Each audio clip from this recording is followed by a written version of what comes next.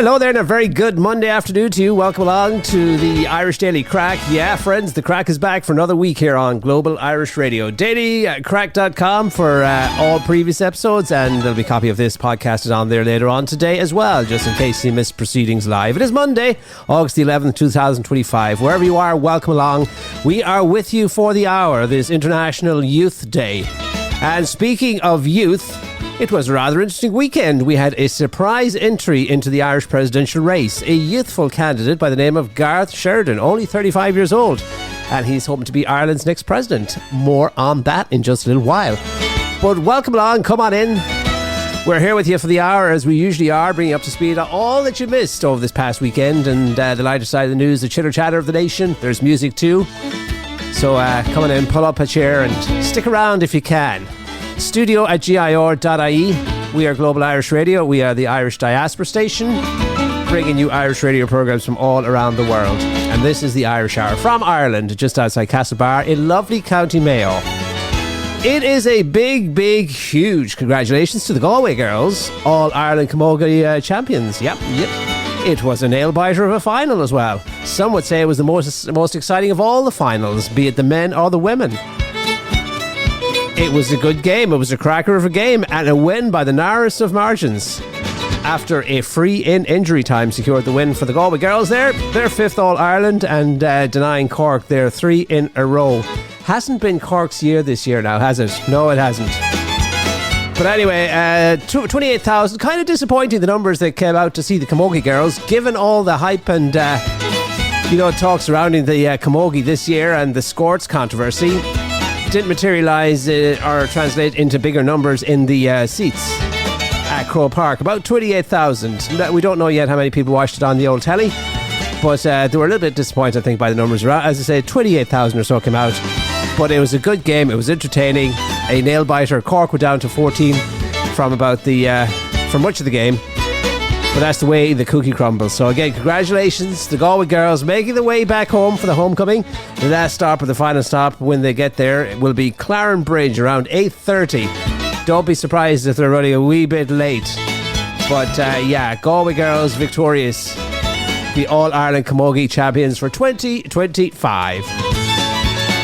Righty-o then, friends, we hope you're having a nice Monday. Hope your week is off to a super start. It's not a bad old day here in the west of Ireland. The weather is rather nice, and it's going to be nice for most of this week. It's cloudy and a little bit sunny at times today. Temperature in the high teens, and it looks like it's going to be that way for much of the week. So there'll be sunshine as well. Sunshine and warmth, the way we like it. So a nice week in store. Get out there and enjoy it. The latest episode, by the way, of the Irish Ranter, that airs tonight here on Global Irish Radio. Later on, about midnight, Irish time, that's 6 p.m. US Central Standard Time. You can listen to it anytime at theirishranter.com. And some of the things that we've been talking about on the latest edition of the show. The Irish presidential race. There's lots on that this Monday as well, so we'll delve a little into it in just a few moments. Also, the Ranter was on about the unpaid stars of the GAA.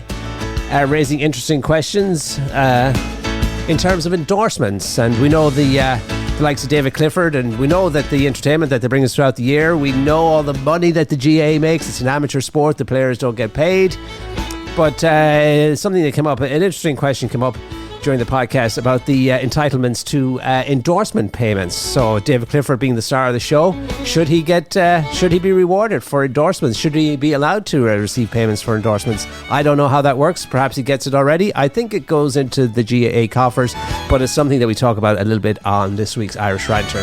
It's a fair point. And also up for discussion on this week's Ranter was the Dublin Metro. Talk about that as well. And there's been a lot of talk about the Metro with the release of the recent National Development Plan and money being earmarked for the project. But will it ever go ahead?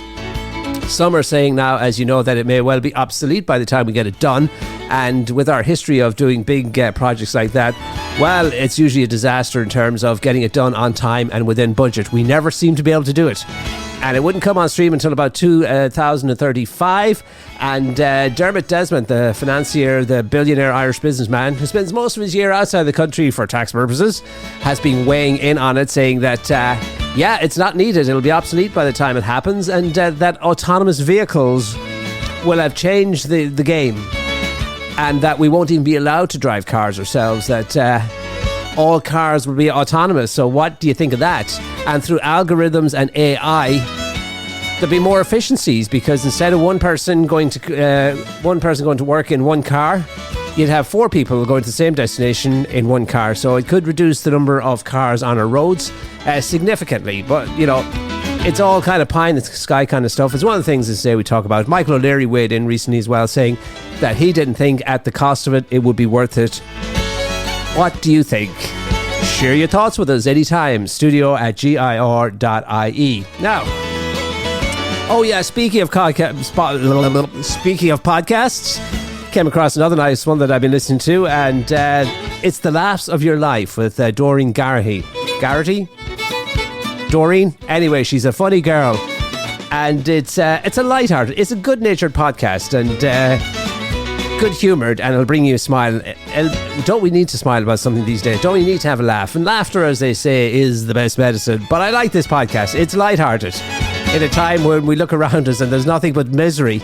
So escape for an hour or so with Doreen Garrity and this The Laughs of Your Life podcast. I was looking at it, all of the wonderful guests. She has a lot of who's who type guests on the podcast. It's going into season 10 or something like that. So it's been around for a long time. I'm just discovering it now, and I was looking to see which episode would I listen to, and I seen the one with Dermot Bannon, the celebrity architect in this country, who does a show on telly, Room to Improve. It's a great show, and I thought he'd be an interesting guest. And listening to the first 2 minutes, he kept going on about Mary Lou and how good she was in her edition of the podcast, that I switched him off and I put Mary Lou on, and she was good. And it gives a different side of people that you know from different walks of life, be it politicians, be it rock stars, be it musicians, or be it like anything, be it architects. So it gives the humorous side of them, and Micheál Martin was on there not that long ago as well. So it is looking at their lives through a different prism, the prism of laughter and humour and the lighthearted side of things. So well worth checking out. It's not heavy listening, it's easy listening, and we recommend that you check that one out as well. So there you go, in terms of podcasts. And if you're looking for a new podcast, we've made it easy for you, because we link you to all of the most popular ones here in Ireland, irishpodcasts.com. And that is your gateway to the most listened to podcasts here in Ireland, including a top 10 countdown. Check it out if you get a chance. And don't forget the Daily Crack. The Daily Crack available anytime, wherever you get your podcasts, or at thedailycrack.com. My name is Sean G, and I'm here with you most days round about this time when I'm not off gallivanting. But good to be with you this Monday, and Mark's there in the background as well, helping out. So studio@gir.ie if you want to reach out to us. Weather woman Joanne Donnelly, remember her? We talked about her at the time when she literally just quit on the air. She's broken her silence on her shock exit from RTE. Yeah, revealing the real reasons behind her sudden on-air farewell earlier this year, which caught a lot of people by surprise. And I was saying at the time, wow, nobody expected that. Am I the only one that just was taken aback somewhat by Joanne Donnelly's forecast last night? Because she was doing her thing as she does, and she did it very well. She presented the weather for quite a number of years with RTE. And then at the end of her weather forecast, she just matter of fact said good night, and that's my last forecast. She says good night and goodbye, and left everybody wondering what just happened there. Did Joanne Donnelly just literally say that's my last forecast?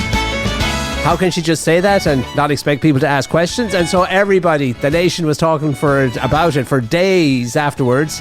And for her part, she packed her bags and she went off for a little vacation, because she had just quit her job and she had retired, or she deserved a little break. She'd be working hard. She'd be working with the Met Service for about 30 years or so. But now she is writing all about it in the Irish Independent. And boy, there's more to the story than meets the eye. Turns out there was a lot of things going on behind the scenes. Far more than I could go into here on the programme. But it's juicy, and there's a lot to it. And I say read all about it at independent.ie. That's Irish weatherwoman Joanne Donnelly talking about her surprise exit from RTE, what led to it, and the whole thing. She's very candid, and it's a piece in the Irish Independent. Well worth the read, I tell you. Alrighty. Oh yes, the presidential race now. Let's talk about that, because we teased you with the fact that we have a new boy on the block. A multi-millionaire businessman wants to become Ireland's youngest president and insists it is not youthful arrogance. Gareth Sheridan is his name. He's 35 years old, and he has stepped aside from his work as CEO of his US-based pharma company, Nutriband, and he announced his intention to run for the Áras. Nobody's seen this one coming, and he's a Dubliner. He's turning 36 in 2 years' time, 2 weeks' time, I should say, not 2 years' time. Turning 36 in 2 weeks' time, and he believes there's never been a time in our country's history where the choice of a younger candidate being on the ballot has been more relevant or important than today. So says Gareth. And a nice piece about him in today's Irish Daily Star. And over the weekend, apparently, he did as he was obliged to do. He officially informed the US Securities and Exchange Commission, the NASDAQ, that he intends to step aside from his company, and he plans to come back here and contest the presidential election. And he's asking the public not to dismiss his run for the park as we say, youthful arrogance. And he's married to a US model. Her name is Heidi, and they have a 2-year-old adopted daughter named Rose. And he's pictured alongside the two of those in today's Irish Daily Star, and indeed in a lot of the papers, as he is making waves with his candidacy. And I suspect, and Sean Gallagher is talking elsewhere in the papers today, saying, I suppose, highlighting the sense of urgency that is involved for these candidates that are not affiliated to a party, the sense of urgency involved in getting the nominations from for local authorities, because that's the other route onto the ballot. But I suspect, and I think I read somewhere, that he has been in talks with county councils and local authorities over this past year.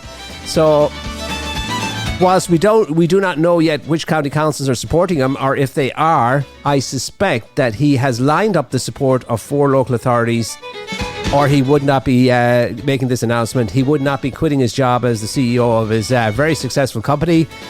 And he's only a young lad. He's done very, very well for himself in the United States. He's returning. He's the youthful candidate, and I think he could resonate with particularly younger voters and a lot of people who are disillusioned with the kind of establishment type candidates. So he's coming back, and as I say, he wouldn't be making these pronouncements and making all these changes and moving back to Ireland unless he was fairly certain that he had the support of 4 local authorities lined up, which would guarantee his presence on the ballot. So we'll have to wait and see on that. No more word on it other than that he is hopeful that he will be the next president of Ireland. So there you go. That's an interesting one. That's a shake-up in the race. And elsewhere, Conor McGregor is talking about taking a legal challenge, challenging the process by which people get onto the ballot. And whether you like Conor or you don't like Conor, I mean, many would agree maybe that a legal challenge is necessitated in terms of, because it's very much ring fence for politicians or people affiliated to political parties. If you don't have the support of 20 Oireachtas members or 4 local authorities, you're pretty much, it's a huge hurdle getting on to the ballot for the Irish presidency. And so he is challenging that idea and that process. And again, forget the fact that it's Conor that's bringing the challenge, if he does in fact decide to do so. It's a fair point. And imagine if it was Michael D or something like that was bringing the challenge to the process. Some would say the current system is undemocratic in the sense that it really precludes people other than well-established politicians from getting onto the ballot. Others might well disagree, but there you go. That is Conor's perspective on the whole thing, and he's launching a challenge. We think he has an online petition going that is getting traction, getting a lot of signatures in that regard. And I see that Dara Ó Briain, the housing minister, has come out saying that Conor McGregor today would not be a good fit for President of Ireland, and he goes into various reasons as to why he wouldn't be. But isn't this the guy that lied through his teeth about the housing numbers and said there was going to be 41,000 houses completed last year or something like that, and it was nowhere near that? So talk about the kettle calling the pot black. But yeah, Dara Ó Briain weighing in on the presidential race, and he says Conor has every entitlement to launch his legal challenge to the process, but he doesn't think he'll be successful, and he doesn't think he'll get on the ballot. So that's the latest in terms of the presidential election. The 2 confirmed candidates, as you know, Catherine Connolly and Mairead McGuinness. But that's kind of a surprise that a lot of people didn't see coming. And the race is starting to heat up now a little bit. Not surprising given that we are getting a little bit closer. I expect that Sinn Féin and Fianna Fáil will make pronouncements on their candidates in the not too distant future. No further news on Michael Flatley. He has expressed an intention to run as well. We don't know if he's secured the backing of 20 Oireachtas members or 4 local authorities. We will have to wait and see. But as I said, Sean Gallagher, who was a presidential contender back in 2011, is stressing the urgency of it. Time is running out for these candidates if they don't, particularly the ones that are not affiliated with a party, to get on the ballot. And he tells a very, very interesting story in one of the papers today. And it was about a time way back in 2011, the last time the time that he ran to be President of Ireland. And Barack Obama happened to be in the country, and he was, for his part, Sean Gallagher that is, was down hanging out with some councillors in Roscommon County councillors in the county, and happened to come on the telly, Barack Obama doing his big thing at College Green, the big speech that he gave, "Yes we can," is Fid or Len. And one of the county councillors said to Sean Gallagher, "Why aren't you up in Dublin with all these big knobs and Barack Obama and the who's who of Irish society?" And Sean Gallagher very politely replied, "Well, because Barack Obama doesn't have a vote for Roscommon County Council." In other words, he was working the council, and his point was there's a lot work to be done in getting the councils on your side and getting the support, be it of Roscommon County Council or Donegal County Council or whichever 4 county councils you are targeting. So you have to put the work in, you have to get the support of the councils, and it's a tall order in many instances. Not easy to get on the ballot going that route, as Peter Casey will tell you as well, another candidate from back 2011 that has hopes of being on the ballot again this time round. By the way, in other news relating to Conor McGregor, since we're talking about him, a suspected Islamic extremist is back in prison after Gardaí investigating the arson attack on Conor's pub. Well, they released him without statement. They released him without charge at this point. The Stars confirmed that the suspected jihadi was returned to prison on Saturday evening, 24 hours after his arrest, and he was arrested on Friday by the Gardaí and their main anti-terror outfit, which is called the SDU, which stands for Special Detective Unit. Now that's the unit that dealt with in the olden days, I suppose, distant Republican threats and IRA threats and terrorism threats and all that. Now there's a new threat on the radar, and that's these Islamic extremists, these jihadis.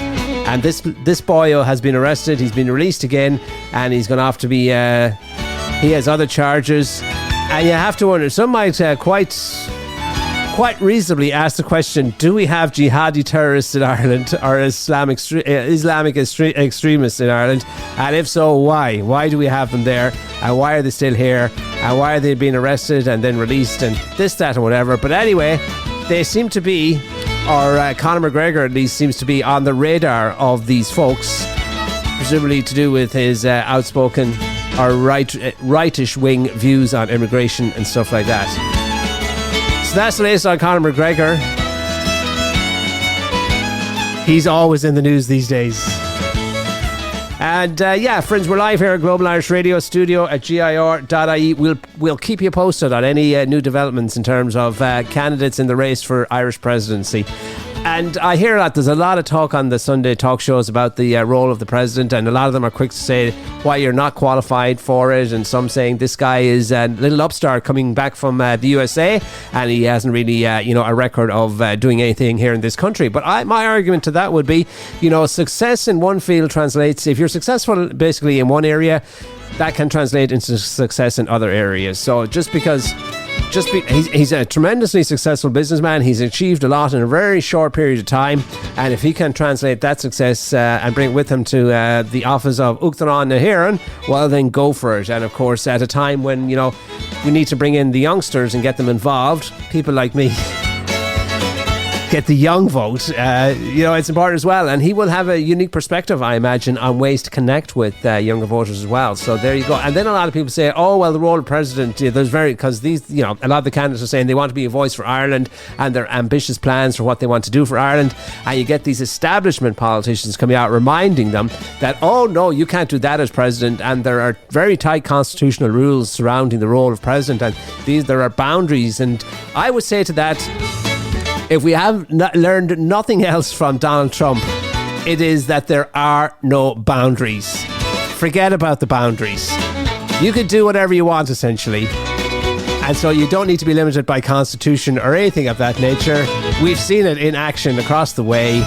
And there are so much things that you can do, despite the shackles of the constitution and all of the rest of it. And it is, you are limited by your imagination and nothing more. That's what I would say. And it's a great opportunity for somebody to come in and put their stamp on this country. So I wouldn't be too perturbed or put off by the fact that there's constitutional shackles attached to the role of the president, and to say it's above politics, this, that, whatever. The hell it is.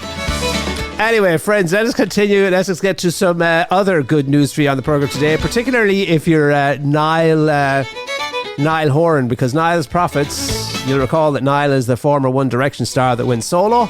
The man from Mullingar, who is enjoying tremendous success as a solo artist. Well, the news gets better for him. His profits, they're going in the right direction. Yes, they are, friends. The One Direction star's profits are going in the right direction. Niall Horan last year paid himself $2.2 million on the back of a sellout world tour, so he's had a good year. And for musicians, as you know, that's where all the money comes from these days. It's touring, because they don't make much money selling records now, do they, anymore? Spotify won't give you a whole lot of money. Ask the likes of Joe McShane or any of these artists that get checks for pennies, literally. But anyway, the money comes from touring. We've seen that, and that's why all the big artists are doing that. But anyway, Niall is having a good year, and last year was a good year as well. And as I say, paying himself about $2.2 million. He gave himself a pay rise on the previous year, up from about 1.7 something million, I think. And I think I read recently that he is on his way down under to Australia, and he's got some work lined up down there as well. I think he's involved with the Voice, that music show or that singing contest online or on telly, and he's one of the judges or something in the Australian version of The Voice. So we wish him well anyway. The man from Mullingar. There are two other famous men from Mullingar that have done very well for themselves. The late Joe Dolan. Talk about putting your town on the map. Joe Dolan, and of course the Irish tenor Emmett Cahill, who's a wonderful Irish tenor. What can we say about him? And he's doing great things and doing his town proud as well. The Gallagher brothers, they'll be rolling into town here in this in the very near future, this coming weekend. The gigs in Croke Park. Lot of talk about them, as you can imagine. And the latest is that when they get done, of course, here in Dublin at the weekend, and the shows are very hyped, everybody's excited. The tickets, as you know, went for all kinds of ridiculous prices, but it's finally upon us. 2 gigs, 2 dates, Croke Park, and they think that Oasis, the Mammy, will be in attendance for those gigs.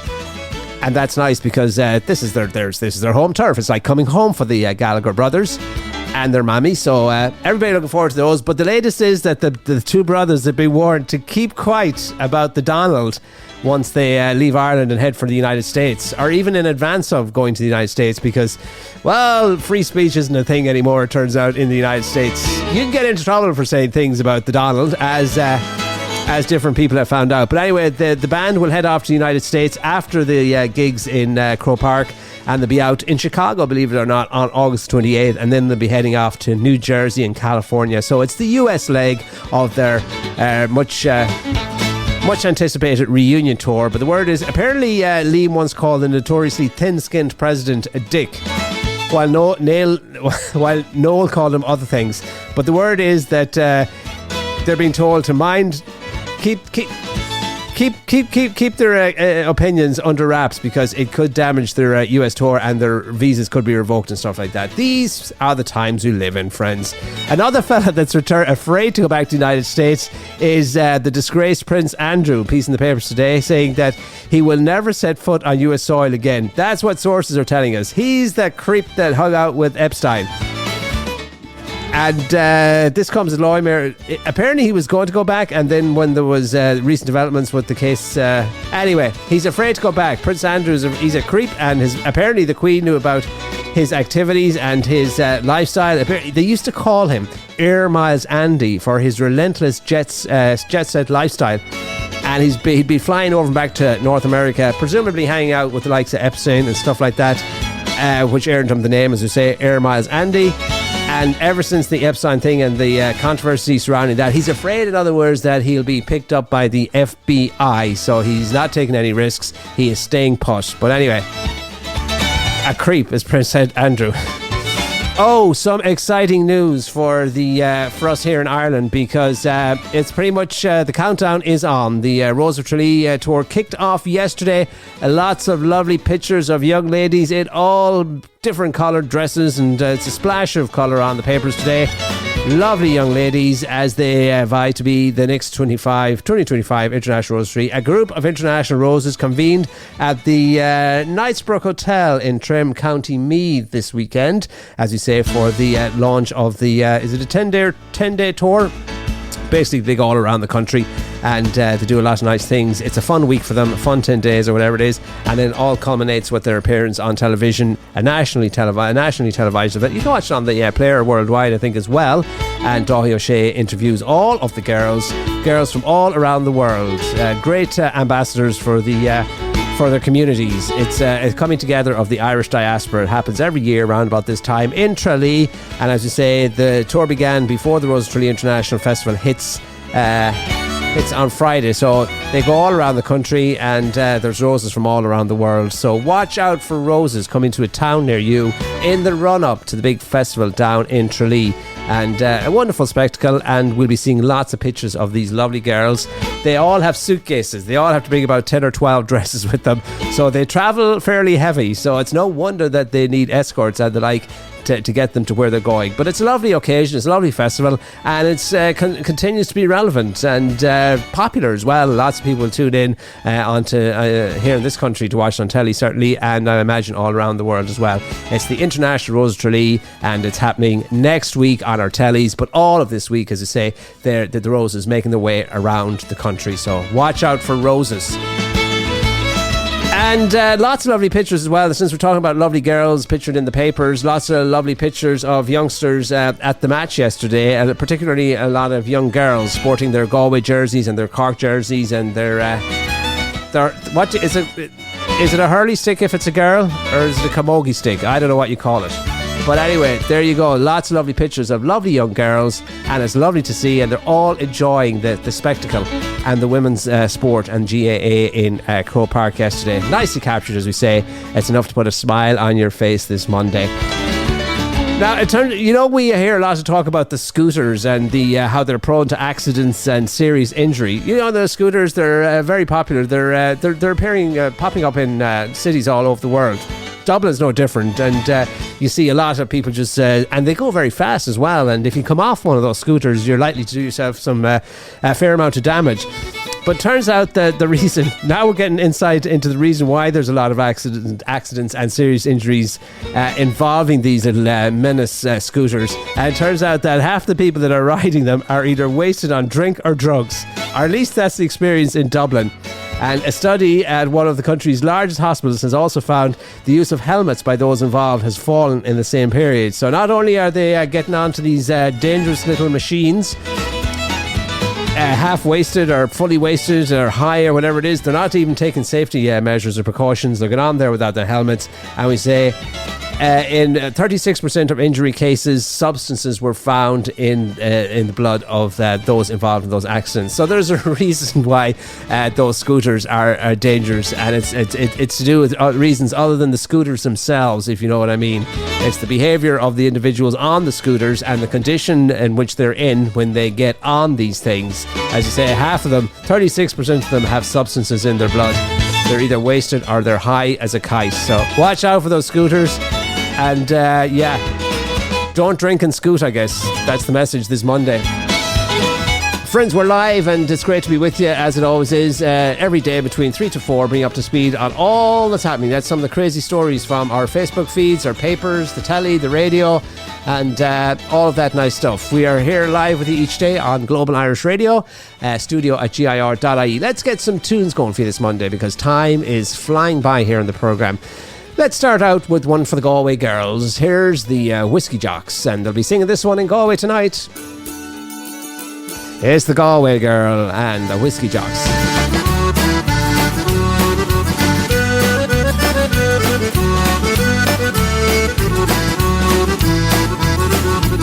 Well, I took a stroll down the old long walk in the day. I met a little girl and we stopped to talk and a fine soft day. And I asked her friends,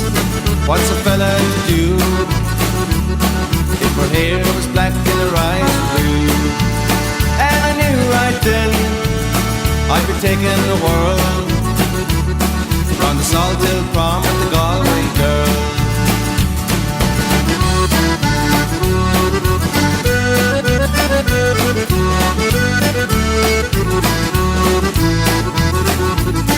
We were halfway there when the rain came down on the D-I-A. She asked me up to her flat downtown on a fine soft D-I-A. And I asked her friends, what's a fella to do if her hair was black and her eyes were blue? So I took her hand and I gave her a twirl, and I lost my heart to a Galway girl.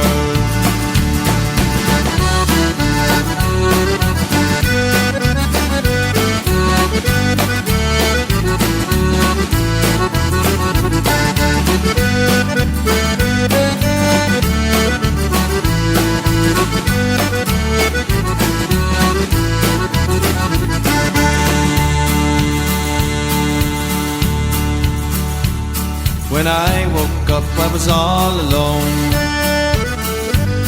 with a broken heart and a ticket home.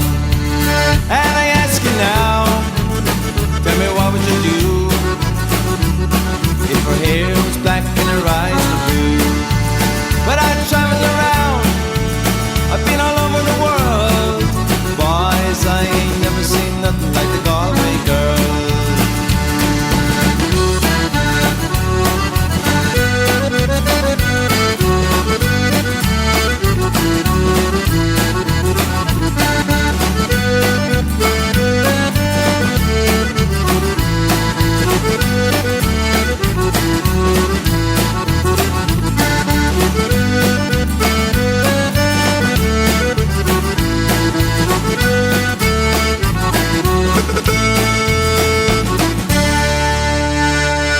You're listening to Sean G on Global Irish Radio.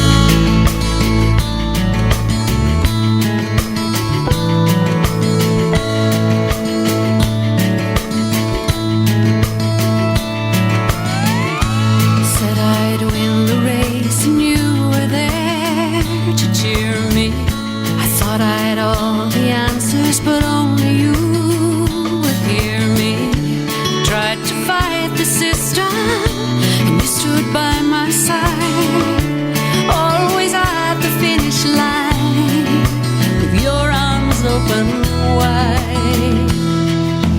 In my wildest dreams, never thought I'd do it. In my wildest dreams, you believed in me. You believed in me, even in my wildest dreams.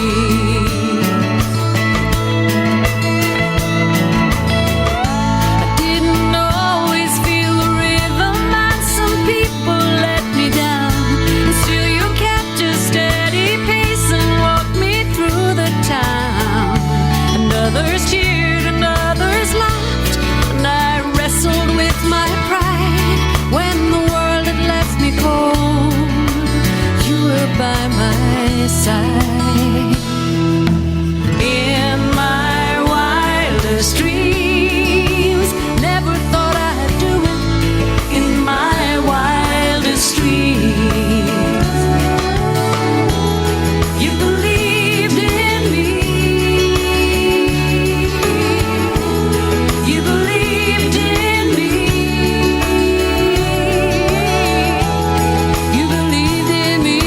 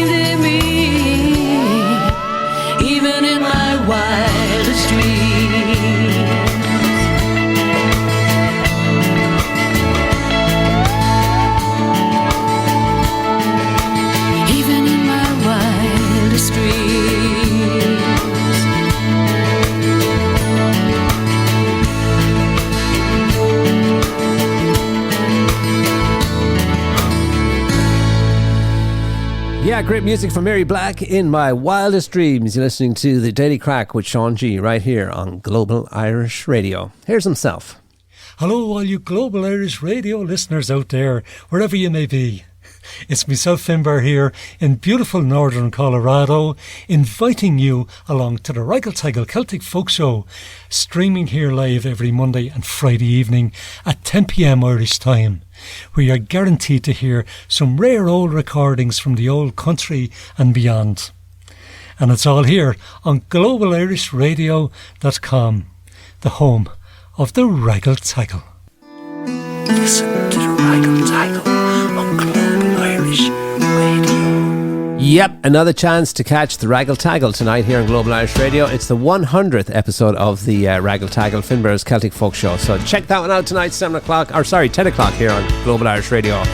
Later on tonight here on the platform at 6 o'clock, it is the Sounds Irish radio programme from Glasgow in Scotland with David Marks. Nice selection of music, country trad and everything in between.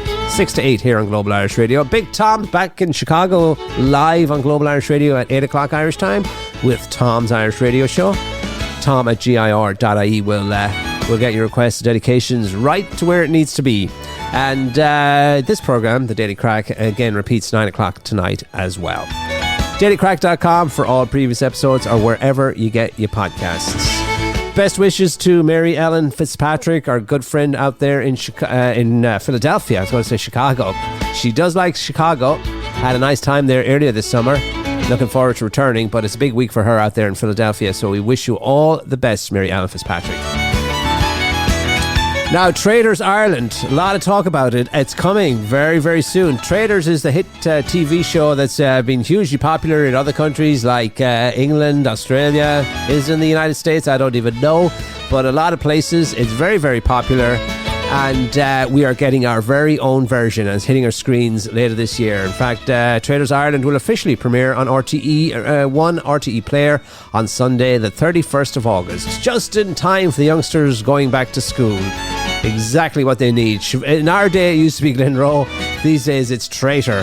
Much more complex and a lot more to it than the innocence of Miley getting it on with Fidelma in the hay in Glenroe. But anyway, Siobhan McSweeney, the host, she'll be in charge of all the chaos, the suspicion and the stylish skullduggery when the show kicks off later this month. So that'll be exciting. A lot of people will be looking forward to the Irish version, and it's taking place in Slane Castle. Is there any better setting?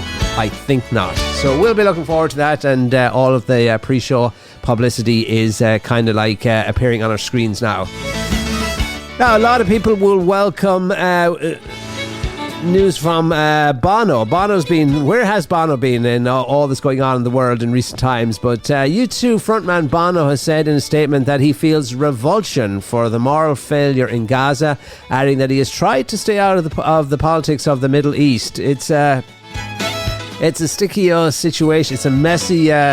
It's a messy place to be. But anyway, he has tried to stay out of it, but he is so repulsed by what is going on, he can no longer stay out of it or stay silent. The singer, who had been criticised for not speaking publicly about Gaza and his decision to accept the Medal of Freedom from then US President Joe Biden earlier this year, said in a statement that his lack of commentary came from uncertainty in the face of obvious complexity.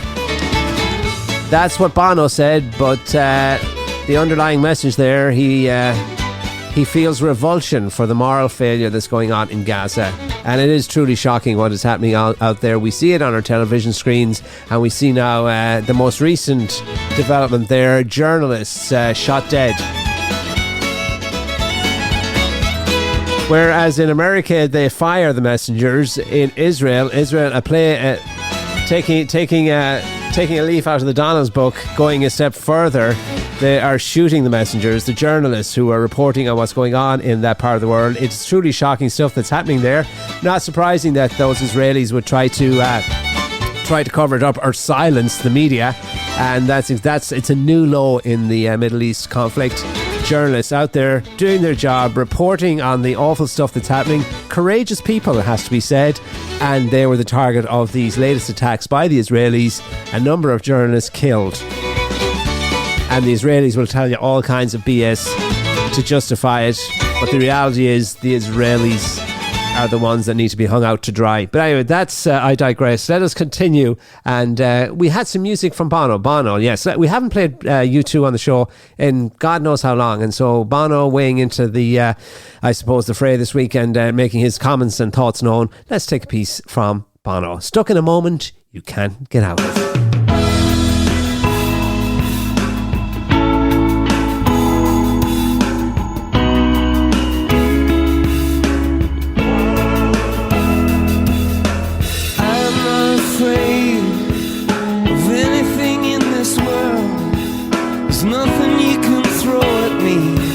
That I haven't already heard. I'm just trying to find a decent melody, a song that I can sing in my own company. I never thought you were a fool,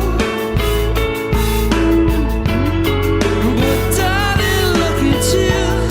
Oh, you gotta stand up straight.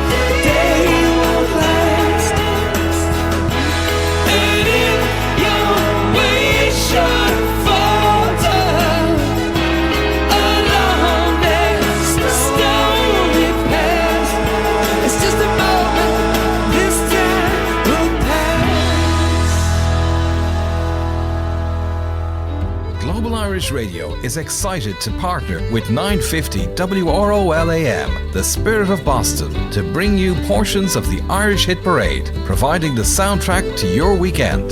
Join Paul Sullivan on Saturdays 3 to 7 p.m. Irish time and famous Seamus Mulligan on Sundays 7 to 10 p.m. for a feast of Irish music. Streaming live from Boston right here on globalirishradio.com.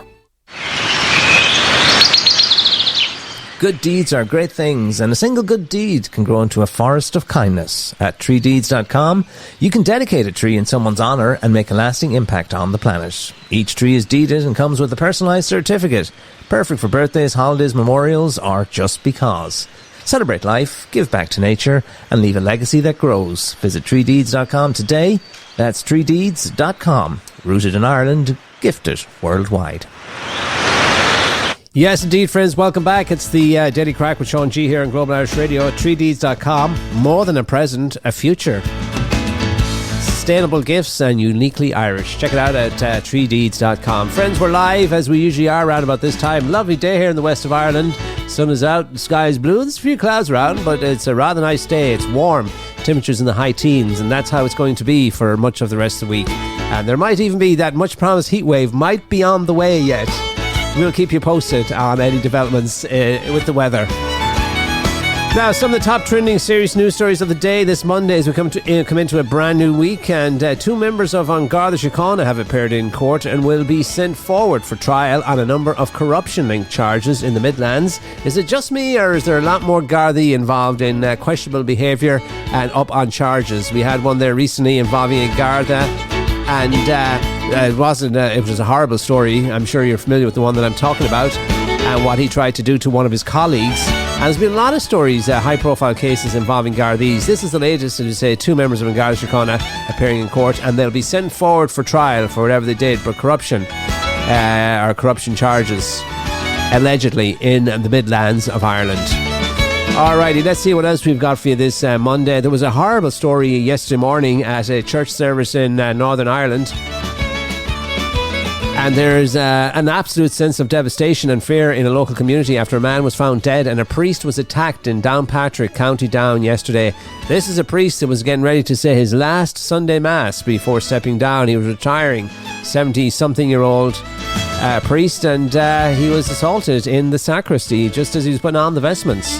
A horrible attack that has shocked and horrified a lot of people, and particularly the people of that community there in Downpatrick, County Down. A man in his 30s remains in custody after another man was found dead at an address at the Marion Park area of the outskirts of Downpatrick at around 12 p.m. yesterday. The man who died has been named locally as Stephen Brannigan, and police are also investigating the serious assault of a priest in a church in the town yesterday morning. The PSNI, the Police Service of Northern Ireland, say they were separate but linked attacks. And apparently the story is that guy that attacked the priest had returned from the scene of the murder to the church, or went to the church after killing this guy and asked the priest to hear his confession, and then attacked the priest with a bottle over his head. The priest is in serious condition in a hospital in Northern Ireland, fighting for his life, we are told. So that's the latest on that story. A horrifying story, crazy world. There has to be mental health issues or drugs or something at play there. We will have to wait a bit longer to find out the exact circumstances that led to that murder and that brutal attack. Businessman Gareth Sheridan has been talking to Irish media. He's the young lad, the 35-year-old, that over the weekend surprised many with an announcement that he intends to be the next President of Ireland, launching his candidacy. Businessman Gareth Sheridan has said that he is seeking the presidency to speak out for the young people in Ireland who are completely disenfranchised. There's nothing to vote for, he said. They don't have a voice and they're not listened to, he told today's RTE News at 1, and he said he is committed to giving the younger generations, who are the engine room of the country, a voice. The under 40s who can't buy a home, he said. And I want to be a representative for everyone, the 35-year-old who is from Terranure in County Dublin, and he is a very successful businessman. He is stepping aside from his role as CEO of the company that he founded to participate in the Irish presidential election. So we'll see what happens there. It's getting interesting, friends. Of course, Conor is still trying to get on the ballot, and he probably should. Conor is a mess, let's just face it. He's got so much stuff going on, and there's no focus there. And now he's instead of legal, it's good that he's challenging the process. I think that's a fair point, but he should have done some. He should have done some diplomacy, reaching out to county councils or other people, elected officials, to try and secure his place on the ballot. So I suspect for Conor, we won't be seeing his name on the ballot, even if he does challenge the process. I mean, time is not on his side. This businessman, he seems to have his homework done. Gareth Sheridan is his name, and apparently he has been reaching out for quite some time behind the scenes. You know, what is it? Fail to prepare, prepare to fail. The contrast could not be starker, I think, between Gareth Sheridan and Conor McGregor. But anyway, there you go. He seems to have his you-know-what together, and he's going to launch, I think, what can be considered a formidable challenge to the other candidates, many of whom we don't even know yet who's in the race. But I do think, my prediction is that the next president of Ireland is going to be somebody from outside, an outsider, somebody along the lines of this businessman Gareth Sheridan. Certainly I do not think it's going to be Mairead McGuinness, who is the establishment candidate, the favourite in the race, if you ask the bookies or anybody else at the moment. She is a Fine Gael stalwart, has a resume that proves that she is very much an insider establishment candidate. Then there's Catherine Connolly as well, who's the socialist continuity type candidate, following on from where Michael D is leaving off. I don't think those two. I think it's somebody from outside the... maybe it'll be Michael Flatley. Maybe he'll get the nomination. Maybe he'll get the support of the county councils. We'll have to wait and see. But I think it's going to be an outside candidate that's going to shake up the race. And we're going to have a different kind of president come this November, when Michael D is out the door and his replacement is revealed. But that's just my take on it. That's my 2 cents. We will have to wait and see.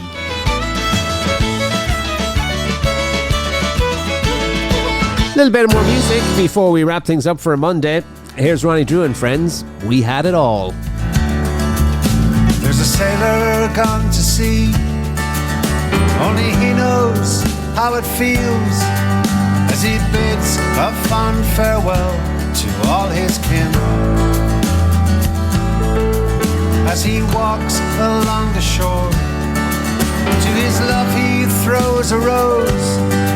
I'll return again in winter or in spring. We had it all. We had the best of times. We had a life that dreams are made of. Where the sun melts the sky, there's a soldier standing by. His eyes, they cannot hide that lonesome tale. There's a photograph of home, the smell of sweet cologne, and words of love forever and a day. We had it all. We had the best of times. We had a life that dreams are made of. At the station she boards a train, wet with tears and rain, and a father holds a mother's empty hand. All the things you need to know, she whispers as she goes. What I have I hold forever in my heart. We had it all. We had the best of times. We had a life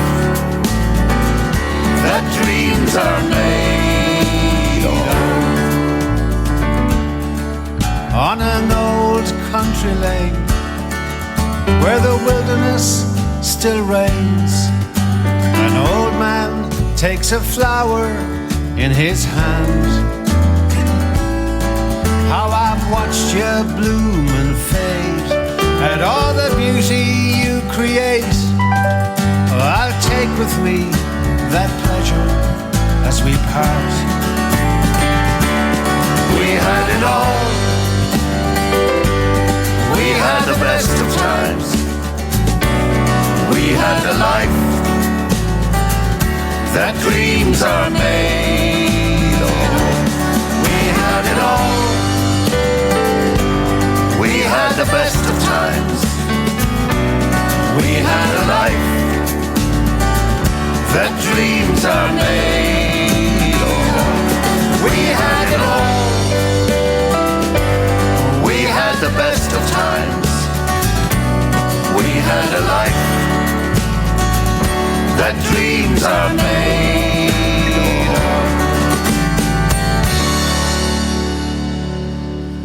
That is the music of Roddy Drew and friends. Karen Hanrahan is in there as well. We had it all. You've been listening to Live from Ireland here on Global Irish. Not Live from Ireland, the Daily Crack.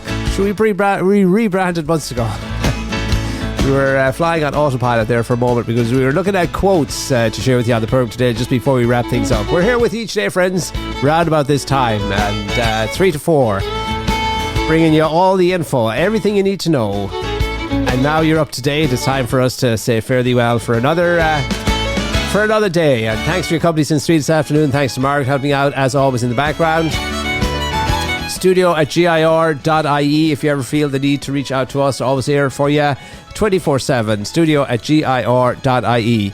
Rightio, just before we wrap it up, as we say, it is a quote to get you, to get you thinking, I suppose, and to motivate you. And to here's a good one. I haven't come across this guy before. He's a Greek philosopher, I think. Not sure how you pronounce the name, Sophocles or Sophocles. Anyway, what he says is makes a lot of sense. And the quote today: "Trust dies, but mistrust blossoms." Think of that one now. Put that in your pipe and smoke it, and make one of that what you will, my friends. Trust dies, but mistrust blossoms. That comes from the Greek philosopher Sophocles. We wish you a very happy Monday. Meet you back here hopefully tomorrow at 3. In the meantime, here's a man that's been in the business for a long, long time, the Cayley business that is, and playing great traditional Irish music, and was recently down in Swinford for the Swinford Street Festival, or whatever they call it. Here he is, Are You Mine? See you back here tomorrow at 3.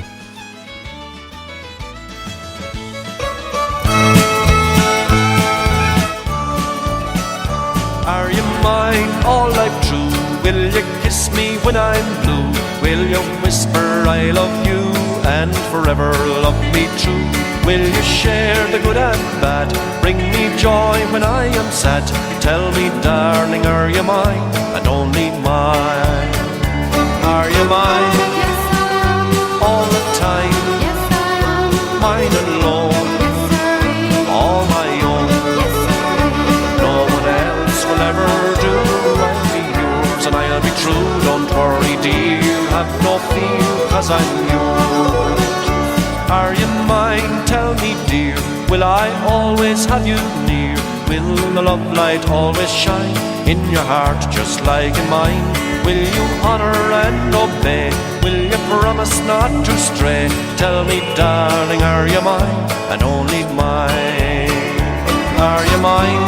Yes, I am. All the time?